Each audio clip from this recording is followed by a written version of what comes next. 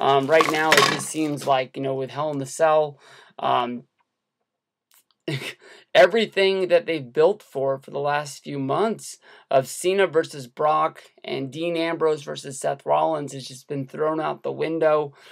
Basically, to me, if you think about what Hell in the Cell or even a steel cage match was created for, that was basically, to keep people out or keep people in, has been thrown out the window. I understand that basically, WWE is in a penny pinching mode right now, and Brock Lesnar costs a lot of money. But fans out there are pissed. They don't understand why Brock Lesnar is not being used on this show, and I don't either. The big rumor that's out there is that Brock Lesnar isn't going to be a part of TNA. I'm sorry, Brock Lesnar isn't going to be a part of WWE until the Royal Rumble, where he would come back and then he would have a rumored match against John Cena to finally pay off for SummerSlam and Night of Champions.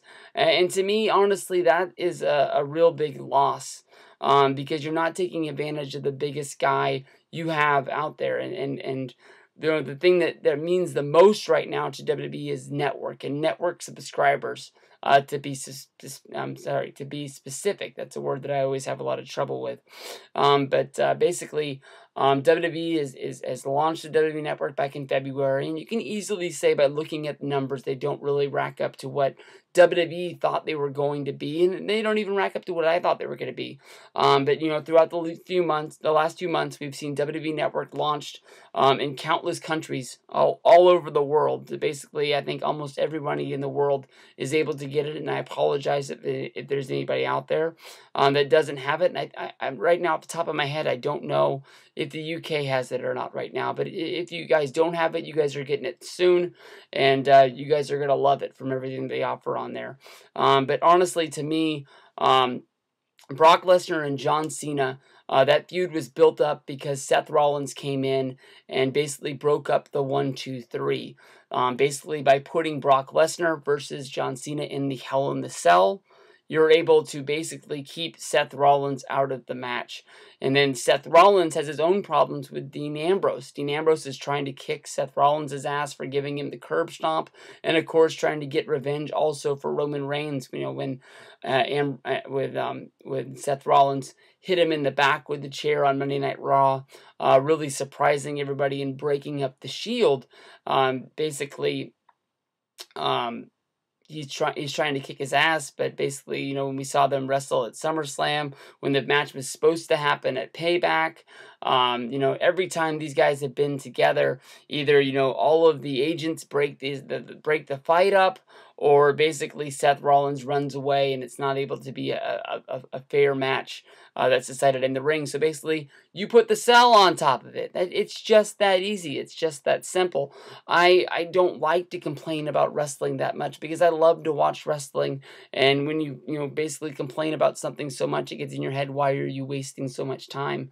And basically with, the time that I give wrestling and the money that I give wrestling from, basically watching and traveling to shows, I want to love this as much as possible, because it's a big part of my life. I mean, I guess right now at this point, it seems I watch wrestling in one way or another almost every day of my life.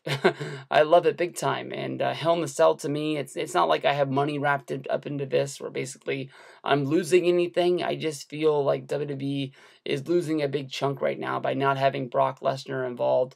It just makes so much more sense. I understand that it's simple. If you do this right and Dean Ambrose beats John Cena clean, start off this show, Dean Ambrose is going to be a huge star for WWE, and I think that Dean Ambrose was on that way. But Dean Ambrose could have beat Seth Rollins in the second biggest match of this show and still been involving. We've seen him run out with the hot dog cart. We've seen him come out there with the stolen Money in the Bank briefcase. Honestly, to me, that should have been a running gag for a little bit longer. I wouldn't have closed out so fast giving Seth Rollins the Money in the Bank briefcase back, because honestly, when it comes down to it, what's the point of him having it if Brock Lesnar is going to be sitting at home forever?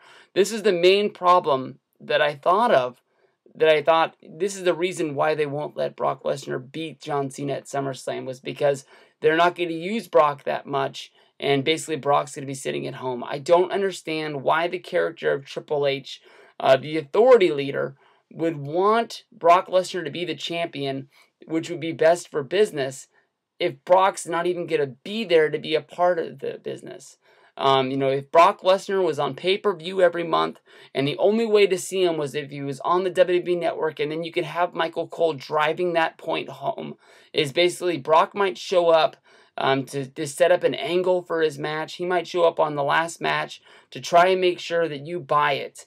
But the only way you're going to see Brock Lesnar in a match where they ring the bell and it matters is if you buy the freaking WWE Network and you put it up on your TV right there. I mean, that's the driving point that would get almost everybody out there to buy it, because everybody cares about the WWE Championship. Everybody cares about Brock Lesnar. This is the one reason why they brought him back back at WrestleMania 28. That's why he came back to the WWE, was to make money.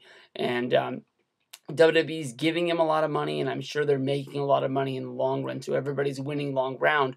But basically, right now is the time when Brock should be there, so that it's just so easy to me why that's what should be going on with Hell in a Cell. Brock Lesnar versus John Cena, Dean Ambrose versus Seth Rollins. And then nobody's crying about, basically Daniel Bryan's injured, Roman Reigns is injured. Nobody's really saying there's a lack of depth on the card. You've got two real good matches. You have freaking the Usos in some sort of they're not even the champs. So I guess you got to go Usos versus the Dust Brothers. You got Dolph Ziggler against Cesaro. You got Sheamus versus Rusev. Big Show versus Mark Henry, and you got yourself a pay-per-view. It might not be the best undercard in the world, but nobody really is watching shows for the undercard. Nobody really, says it. If the guys step up and deliver and they have a good match, then that's a check mark next to that show. And when you go to watch it, it makes it a really good show. That the Intercontinental title match basically almost stole the show. But everyone is wanting to see Ambrose versus Rollins. Everyone is wanting to see John Cena win that championship back. Or maybe everybody is wanting to see John Cena get his head ripped off by Brock Lesnar right there in the middle of the ring and then stuck on one of the ring posts, basically saying, like, who's the champ now? People want to see one thing or the other, and they're not going to be able to see either of those with Brock Lesnar being gone.